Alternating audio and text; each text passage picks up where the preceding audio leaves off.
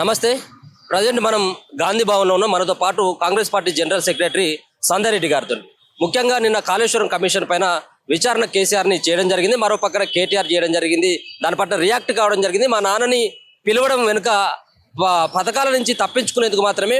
మరో పక్కన ఈ పథకాల పైన బీఆర్ఎస్ పార్టీ నిలదీస్తుంది కాబట్టి ఈ టాపిక్ ను డైవర్ట్ చేయాలన్నటువంటి ఉద్దేశంతో ఈ కమిషన్ల పేరు మీద కాలయాపన చేస్తుంది కాంగ్రెస్ పార్టీ అంటూ ఆయన నిన్న చేసినటువంటి వ్యాఖ్యలు. వీటన్నిటి పట్ల మాట్లాడదాం. మనతో పాటు సంధ్య గారితో. అక్క నమస్తే. సో ముఖ్యంగా నిన్న కేటీఆర్ చేసినటువంటి వ్యాఖ్యలు మీరు చూసే ఉంటారు. ఒక పక్కన మీరు ఇచ్చినటువంటి గ్యారంటీలను అమలు చేయకుండా చాదగానటువంటి ముఖ్యమంత్రి ఉన్నాడు. కేసీఆర్ ను కానీ బీఆర్ఎస్ పార్టీ నేతలను కానీ మీరు పీకలేరు అన్నటువంటి వ్యాఖ్యలు కూడా కేటీఆర్ చేయడం జరిగింది. దీని ఏ విధంగా చూస్తారు? గతంలో కూడా నేను చెప్పిన తమ్మి, గతంలో రేవంత్ రెడ్డి గారు డ్రగ్స్ విషయంలో నీ శాంపుల్ ఇయ్యి, నీ ఎంట్రకు ఒక శాంపుల్ ఇయ్యి అంటే అప్పుడు ఇయ్యలేదు. ఇప్పుడేమో నా ఇంటికి పీకలేదు అంటారు. పీకించుకోవాలని అంత ఇష్టం ఉందేమో మరి. మాట్లాడితే పీకలేరు అంటారు. నీకేమున్నాయి పీకడానికి? ముందర మొత్తం బటన్ ఎత్తేనాయి, ఏముందని పీకుతారు? అరే జేబు దొంగ అసంటోని విచారణకి రమ్మని అనుమానం ఉందని చెప్పి పోలీసు వాళ్ళు పోలీస్ స్టేషన్కి రమ్మంటారు. నీ అయ్యేమన్నా 100 రూపాయలు 200 రూపాయలు ఫ్రాడ్ చేసిరు అనుకుంటున్నారా భయ్? మీరు అంతా కలిసి కాళేశ్వరం ప్రాజెక్టు 30,000 కోట్ల 1,00,000 కోట్లు మీరు అప్పు చేసి ఎక్కడ పెట్టిరు అనేది అనుమానం ఉంది తెలంగాణ ప్రజలకు.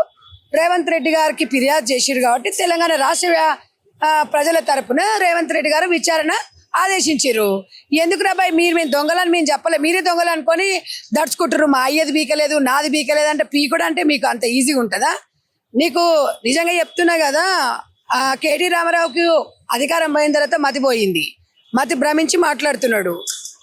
ఒక్కటే చెప్పదలుచుకున్నాం తమ్ము, కాళేశ్వరం ప్రాజెక్ట్లో చాలా సింపుల్గా ఇలా వచ్చి ఇలా ఊపిపోతురు.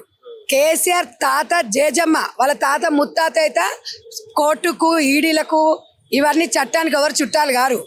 ఆరోపణ వచ్చింది, మీ దొంగని మేము అనలా, మీ అమాయంలో అవినీతి జరిగింది. ఆ అవినీతి అనేది సీఎం పెద్ద బాసు కదా, నువ్వు ఎట్లా చెప్తావు అట్లా చేస్తారు కదా. విచారణకు పిలిచిర్రు. వీళ్ళ పుణ్యమా అంటూ ఇవాళ తెలంగాణ రాష్ట్రంలో విద్యార్థులు నాశనం అయ్యారు, వీళ్ళని నమ్ముకున్న ఉద్యోగస్తులు నాశనం అయినరు. ఇంజనీర్లే తప్పట. ఎక్కడన్నా తిరుమింగళాలు వీళ్ళది కాదట, కానీ ఇంజనీర్లే తప్పంట. ఇంజనీర్లు చీమలు దూరని కారడవిలాగా ఒక ఫామ్ హౌస్లకు ఒక చీమ కూడా పోదు కేసీఆర్ అనుమతి లేదు. ఇంజనీర్లు వీళ్ళకి చెప్పకుండా ఇంజనీర్లు పనిచేస్తారా అంటే చిన్న జీవితాలు అండి వాళ్ళవి. ఒక ఇంజనీర్ల మీద తోసిపుచ్చడం, వాళ్ళని బలి చేస్తున్నారు. అంటే వీళ్ళకి కేసీఆర్ కుటుంబానికి కల్వకుంట్ల ఫ్యామిలీకి ఉద్యమ దశ నుంచి ఎంతసేపటికి మందిని బలి చేయాలి. హరీష్ రావు కూడా కిరోసిన్ డబ్బా వాళ్ళు పోసుకుంటే అగిపెట్టలేదు అన్నాడు చూడండి. ఆ టైప్లో అంటే వీళ్ళ కుటుంబం మొత్తం ఇదే నేపథ్యం. తెలంగాణలో బీఆర్ఎస్ పార్టీ ఇవాళ తెలంగాణ ఉద్యమకారుడు జాతిపిత ఆయననే చేస్తారా అంటే ఆయనని కాదు, ఇంకెవరైనా చేస్తాం. విచారణ అందరి దృష్టిలో సమానమే. మేమేం చెప్తున్నాం, తెలంగాణ ఉద్యమకారుడు అన్నోడు తెలంగాణ కోసమే పుట్టిన పార్టీ అంటే సింపతి ఉండేది. నువ్వు ఎప్పుడైతే తెలంగాణని బీఆర్ఎస్గా మార్చినవో ఆ రోజు తెలంగాణతోని పేగుబంధం తెగిపోయింది. మళ్ళీ మీరు నిజంగా దానికోసమే ఉన్నారు. మీరు అట్లా కాదు, మీరు కకృతి అందరికీ తెలుసు.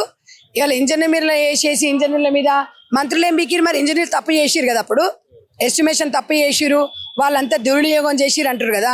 మంత్రులు ఏం గాడుదలు కాసిరా? మీరేమని బీకిరు మరి అప్పుడు? ఇవాళ రేవంత్ రెడ్డి గారి గురించి మీరు మాట్లాడుతున్నారు. రేవంత్ రెడ్డి గారు ఏం అవినీతి చేసి చూపించండి. ఆయన శాఖల పనిచేసే ఏ నాయకులు కానీ మంత్రి కానీ కరెక్ట్గా ప్రజలకు వాళ్ళు పర్ఫార్మెన్స్ చేస్తున్నారు. వాళ్ళు ఇచ్చిన మాట ప్రకారంగా ముందుకెళ్తున్నారు. ఇక్కడ రేవంత్ రెడ్డి గారి విషయం ఏం దొరకట్లేదు. రేవంత్ రెడ్డి గారి గురించి చిల్లర రాజకీయాలు, చిల్లరోడు అని మాట్లాడతాడు. నువ్వు చిల్లరోనివిరా, నువ్వు అమెరికాలో బాత్రూమ్ కడుకునేటోడివి, హైదరాబాద్కి వచ్చి తెలంగాణ ప్రజల సొమ్ము చిల్లర ఏరుకొని తిన్నోడు నువ్వు. ఇవాళ రేవంత్ రెడ్డి గారిని చిల్లరోడు అంటే 4 కోస్తారు.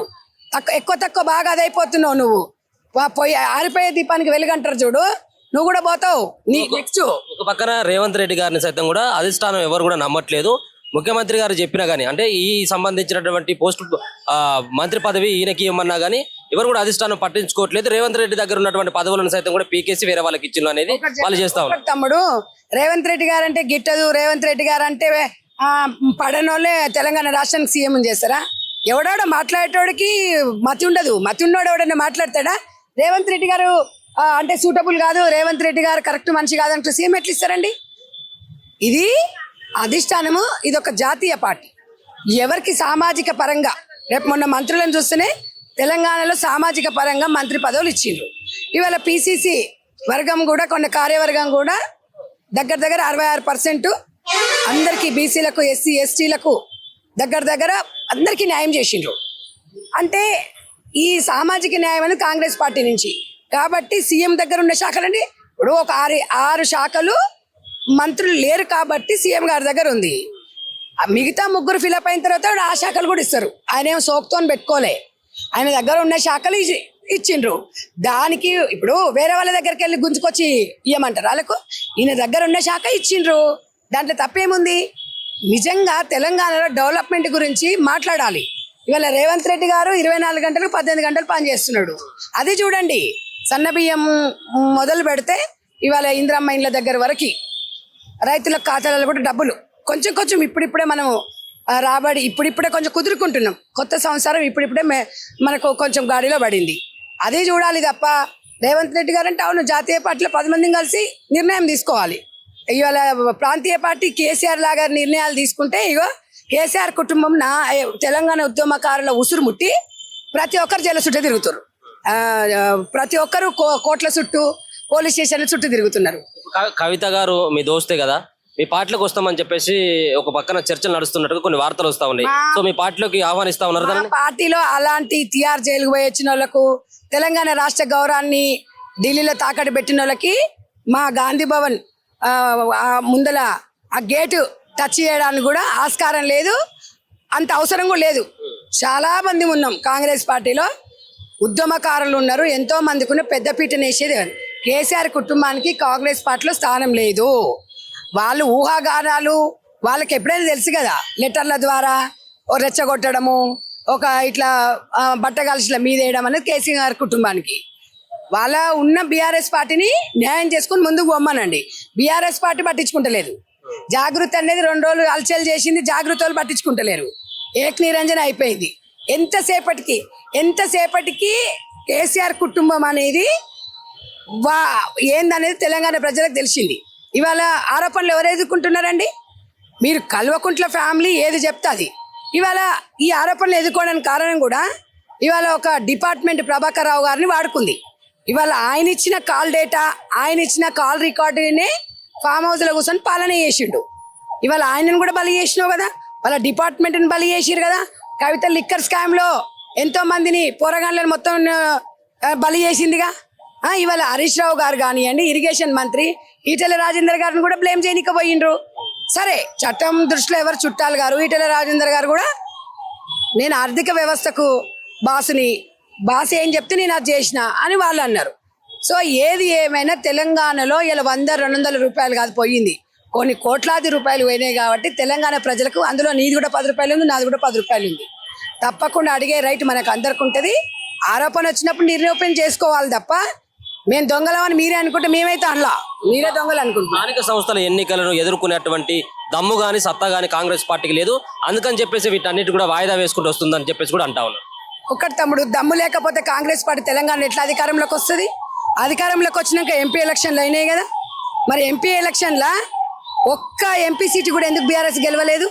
ఎందుకు గెలవలేదు? మీరు వాపం చూసి బలపని మీరు అనుకుంటారు తప్ప స్థానిక ఒకటి 1 by 1 చేసుకుంటూ పోతా ఉన్నాం. తప్పకుండా నోటిఫికేషన్ వచ్చే అవకాశం ఉంది. తప్పకుండా సర్పంచ్, ఎంపీటీసీ, జెడ్పీ ఎలక్షన్లు కంపల్సరీ అవుతాయి. దానికోసం అందరు రెడీగా ఉన్నారు. కార్యకర్తలు కూడా చాలా ఉత్సాహంతో ఉన్నారు. ప్రతి ఒక్క శాఖకు, ప్రతి ఒక్కటి యువతకు కూడా ఎలా న్యాయం చేయాలనేది ప్రతి ఒక్కటి ఆలోచిస్తూ ఉన్నారు. రేవంత్ రెడ్డి గారి పాలన చాలా బాగుంది. బీఆర్ఎస్లకు ఏదో ఒకటి అనాలి, అనకపోతే బీజేపీకి బీఆర్ఎస్కి ఏదో ఒకటి అనాలి. బీజేపీని తిట్టినా బీఆర్ఎస్ని అన్న 2 ఒకటే. కాబట్టి వాళ్ళు ఏదో మాట్లాడి వాళ్ళు ఏదో ఆరోపణలు చేసినంత మాత్రాన ప్రతి దానికి మనం స్పందించాల్సిన అవసరం లేదు. మనకు తెలంగాణ ప్రజలు ఒక అవకాశం ఇచ్చిరు. ఆ అవకాశం సేవ చేసుకునే అవకాశం మొన్న రేవంత్ రెడ్డి గారు కూడా చెప్పారు. నేను ఒక సీఎంగా కాదు, నాకు తెలంగాణ ప్రజలు ఒక సేవకునిగా నాకు బాధ్యతలు ఇచ్చిరు, ఆ బాధ్యతలు నిర్వహిస్తున్నానని చెప్పిండ్రు. ఇలా మహిళలకు పెద్ద పీటను వేసిండ్రు. కార్యవర్గంలో కానివ్వండి, చైర్మన్ పదవులలో కానీ. గత పాలకులు చేసిన దాంట్లో ఎండ్ల చూసినా కేసీఆర్ బిడ్డనే ఉండాలి, ఎంపీ కేసీఆర్ బిడ్డనే ఉండాలి, బతుకమ్మల కేసీఆర్ బిడ్డనే ఉండాలి, ఎమ్మెల్సీ కేసీఆర్ బిడ్డనే ఉండాలి, తెలంగాణ జాగ్రత్త కేసీఆర్ బిడ్డనే ఉండాలి. ఆమె బతుకు చూసిరుగా నిన్న ఫామ్ హౌస్ కొత్త కూడా తండ్రి పట్టించుకోలే. నువ్వు తండ్రికే నచ్చని బిడ్డవు. ఇవాళ నువ్వు తెలంగాణ రాష్ట్రానికి ఏం పొడుస్తావమ్మా? నువ్వు బీసీ సామాజిక వర్గం అంటావు, ఆ సామాజిక న్యాయం లేదంటావు. మరి ఇన్ని రోజులు ఏం చేసినావమ్మా నువ్వు? నేను అనేది ఏంటంటే తెలంగాణ ప్రజల కోసం, తెలంగాణ ప్రజలు దొడ్డిదారులు తెచ్చుకున్నావు ఎమ్మెల్సీ, దానికి రాజీనామా చేయి, ప్రజల పక్షాన ఉండు. 2 రోజులు ఈ దుకాణం పెట్టుకుంటావు, 3వ రోజు అయ్య దగ్గర పోతావు, మళ్ళీ అయ్య ఫోటో పెట్టుకుంటావు. అయ్య ఫోటో పెట్టుకుంది నీకు అసలు తెలంగాణ రాష్ట్రంలో స్థానం ఉందా? ఇండివిజువల్గా ఒక మహిళ ఎదగండి. తెలంగాణ ప్రజలు మీకు అవకాశం ఇచ్చారు. తండ్రి పేరు చెప్పి అన్న పేరు చెప్పి ఈ రాజకీయాలు కాదు. నీకు భగవంతుడు ఒక ఎంపీ స్థానం ఇస్తే ఎంపీ ఓడిపోయిన తర్వాత అక్కడ నిజామాబాద్ రైతులని అక్కడున్న ప్రజలను వదిలేసింది, గాలికి వదిలేసి వచ్చింది. అది ఆ నాయకత్వం లక్షణాలు. జాగృతి పేరు పెట్టుకుంటేవి, ఎంతో మంది పిల్లలను బలి చేసివి, మళ్ళీ జెండా ఎత్తేసివి, మళ్ళీ నీ అవసరం కోసం భారత జాగృతి అంటావు, మళ్ళీ మొన్న తెలంగాణ జాగృతి అని పెట్టింది. మళ్ళీ ఇలాంటి చెత్త ఫ్యామిలీ. ఈయనేమో ముందలు ఎంటికలు ఉండవు, పీకండి అంటాడు. ఈమెనేమో జాగృతి ఏంటో తెలియదు, భారత జాగృతి ఏం తెలియదు. కేసీఆర్ ఏం చేస్తుండో ఆయనకు అర్థం కాదు. ఇలాంటి పిల్లల్ని ఎందుకురా బాబు నేను ఇలాంటి పిల్లల్ని అన్నానని ఆయన బాధపడుతున్నాడు. ఆయన ఆరోగ్య పరిస్థితి కూడా చూస్తుంటే ఒక తండ్రిగా ఓ కూతురులాగా ఆయనతో కలిసి పనిచేసినాం కాబట్టి బాధ అనిపిస్తుంది. కానీ ఏదైనా రాజకీయాలలో నీతిమాలిన రాజకీయాలు చేస్తే ఇగో లాస్ట్కి ఇదే గతి పడుతుంది. ఎందుకు అనంటే ప్రతి ఒక్కరికి కూడా కేసీఆర్ గారు అంటే రాష్ట్ర వ్యాప్తంగా దేశవ్యాప్తంగానే ఒక మంచి పేరుంది. ఆ పేరుని మొత్తం ఎవరు నిలబెట్టాలి? మీరు నిలబెట్టుకోవాలి. అలాంటి అవకాశం ఎవరికి వస్తుంది? తెలంగాణ రాష్ట్రం, తెలంగాణ తెచ్చింది కేసీఆర్ అని చెప్పి చెప్తున్నావు. టీఆర్ఎస్ పార్టీ అట్లనే ఉంటే నిజంగా కూడా నువ్వు జాతిపితమయ్యేటోడివి, ఉద్యమకారుని అవుతుంది. మీకు ఇంకా సరిపోలేదు తినే అని చెప్పి దేశాలంతా దోసుకుందాం అనుకున్నాం. తెలంగాణ రాష్ట్రాన్ని దోసుకుంది కాక మొత్తం దేశం అంతా దోసుకోవాలని బీఆర్ఎస్ పెట్టినావు. ఏది మరి? ఎట్లా రాయి తినోడు గుట్ల రాయి ఎట్లా రాయి తీసిన అంటాడు కదా, ఆయనే చెప్తాడు కదా. మరి మహారాష్ట్ర పోతివి, అన్ని ఏసివి, ఇవన్నీ ఫైల్స్. ఇంజనీర్లను బలి చేయడం కాదు, వాళ్ళ కుటుంబాల ఉసురు మీకు పుడుతుంది. ఓ ఇంజనీర్ చిన్న వాళ్ళ ప్రాణాలు ఎంత అండి? ఇంజనీర్లను బలి చేయడం. వాళ్ళ పిల్ల ఒక కుటుంబం ఉంటుంది. నీకేముంది? నీ 10 తరాలు కూర్చొని తిన్నారు కానీ ఆస్తి సంపాదించి పెట్టిరు. ఇవాళ నీ బిడ్డ ఆస్తులు ఎంత అప్డేట్లో చూస్తే తెలుస్తుంది. 2014 అప్పుడు కేటీఆర్ ఆస్తి ఎంత తెలుస్తుంది కదా. ఇవాళ శాఖకు సంబంధించిన వాళ్ళు బాధ్యత వహించాలి. అక్కడున్న వ్యవస్థ 100% అక్కడ బాధ్యత వహించాల్సి వస్తుంది. తెలంగాణ ప్రజల తరపున రేవంత్ రెడ్డి గారు చాలా చక్కగా పనిచేస్తున్నారు. ఎందుకంటే మీలాగా ఆయన ఆస్తులు కూడా కొట్టుకోవాలి, బిడ్డకు అల్లునికి ఇవ్వాలనేది ఆయనకు లేదు. ఆయన బిడ్డకు కోట్ల రూపాయలు ఆస్తుంది. గోల్డెన్ స్పూన్తోనే పుట్టింది అమ్మాయి. అమ్మాయి పెళ్లి చేసి పంపించిండు. వాళ్ళిద్దరు ఉన్నది భార్య భర్తలు. వాళ్ళకి చాలు, దేవుడిచ్చిన వరకు మంచిగా ఉంది వాళ్ళకి. మీ అంత ఆశ లేదు. మీలాగా తెలంగాణ ఉద్యమం అప్పుడు దళితుని నేను సీఎం చేస్తా, ఆ తెలంగాణ రాష్ట్రం వస్తే నేను కాపల కుక్కలాగా ఉంటా, నేను నా ముసలి ఇద్దరమే ఉంటాం అని చెప్పారు. మళ్ళీ ఇవన్నీ ఏడుకెళ్ళి వచ్చినాయి 2 అమెరికాకి వెళ్ళి పిలిపించుకున్నావు. నువ్వు మాట మీద నిలబడ్డవా? దీనికి సమాధానం చెప్పండి. ఇంకొకటి, నేను ఇది మాట్లాడుతున్నా కదా, నిజాలు ఇవన్నీ. ఈ కింద కామెంట్స్ పెట్టే కొడుకులు ఉంటారు కదా, మీరు ఆలోచించండి రా. ఫస్ట్ ఆలోచించి కామెంట్ పెట్టండి. మీకు దమ్ము ధైర్యం ఉంటే కరెక్ట్ మీ మేల్ నుంచి పెట్టండి, ఎవడు మేల్ నుంచో పెట్టడం కాదు. ఒకవేళ ఎదుర్కోవాలి, నేను ఒక సంధ్యారెడ్డిని ప్రశ్నించాలనుకుంటే గాంధీ భవన్కి రండి.